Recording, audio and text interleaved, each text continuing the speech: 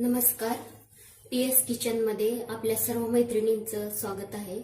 आज अक्षय तृतीया. तर अक्षय तृतीयेच्या मुहूर्तावर मी माझं स्वतःचं यूट्यूबचं चॅनल सुरुवात करत आहे. तर मी आज नवीन माझं चॅनलच्या ह्याला काहीतरी गोड पदार्थ दाखवा म्हणून तुम्हाला शेवयाची खीर दाखवणार आहे. तर तुम्ही सर्वांनी माझ्या चॅनलला सबस्क्राईब करा, लाईक करा, शेअर करा आणि बेल आयकॉन दाबा, म्हणजे तुम्हा सर्वांना माझ्या नोटिफिकेशन्स रेग्युलर मिळत जातील. शेवयाच्या खिरीसाठी लागणारं साहित्य बघूया. शेवया, दूध, विलायची पावडर, साखर, आपल्या चवीनुसार घेऊ शकता साखर, आणि दूध सुद्धा मी पाऊण लिटर घेतलेलं आहे. परत काजू, पिस्ते आणि केशराच्या काड्या थोड्याशा घेतलेल्या आहेत मी. त्या तुम्ही हे ऐच्छिक आहे, तुम्हाला घालू शकता, नाही घातलं तरी चालते. आणि तूप. आता एका पातेल्यात तूप गरम करायला ठेवूया थोडस, आणि एक साइडला आपण दूध गरम करायला ठेवलेलं आहे.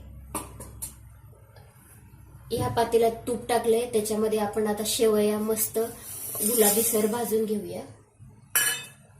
गुलाबी रंग येस्तवर छान भाजायचे बारीक गॅसवर.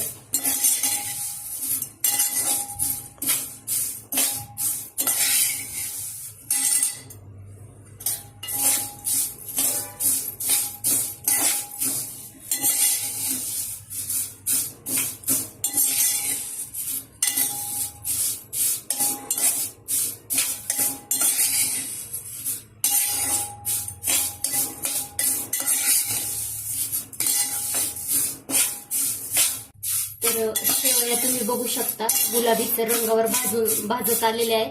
तर त्याच्या मी थोडेसे काजू जे घेतले होते ते थोडेसे गुलाबी अजून 1-2 मिनिटं तुपावर परतून घेते.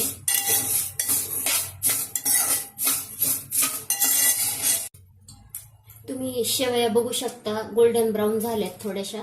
आपण आता याच्यामध्ये दूध टाकून घेऊया.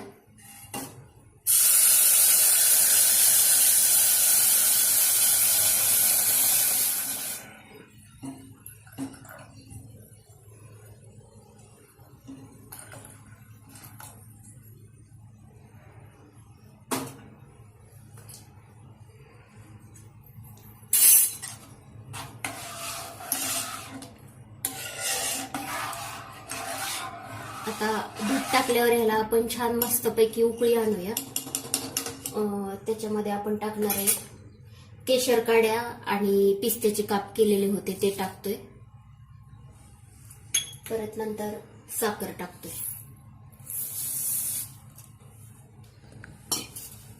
आता त्याला छानपैकी उकळी येऊन देऊया. आता शेवयाला मस्त उकळी आली आहे दुधामध्ये, तुम्ही सर्व पाहू शकता.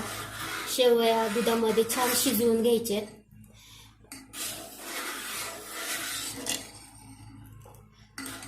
आणि विलायची पावडर आपण सर्वात शेवटी घालणार आहोत, का तर त्याचा वास आपल्याला कायम राहावा यासाठी विलायची पावडर आपण सर्वात शेवटी टाकणार आहोत.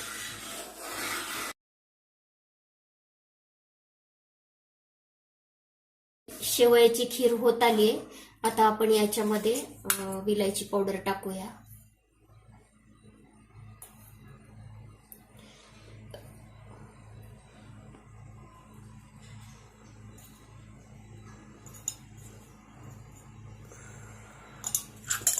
तुम्हाला आता सध्या ही खीर आहे ना पातळ वाटत असेल, पण थोड्या वेळामध्ये ही खीर आहे ना थोड्या प्रमाणामध्ये आटत जाणार आहे, घट्ट होत जाणार आहे.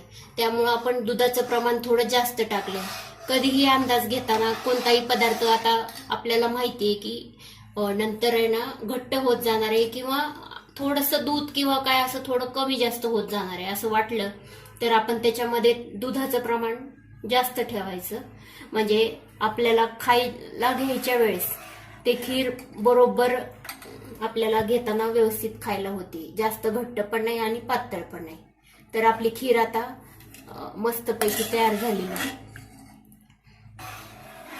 आता आपली खीर खाण्यासाठी तयार झालेली आहे. तुम्हाला एकदा वाटेत घेऊन दाखवते. खीर थोडीशी घट्ट होणार आहे थोड्या वेळात, अजून ती गरम आहे त्यामुळे तुम्हाला दाखवायसाठी दाखवते.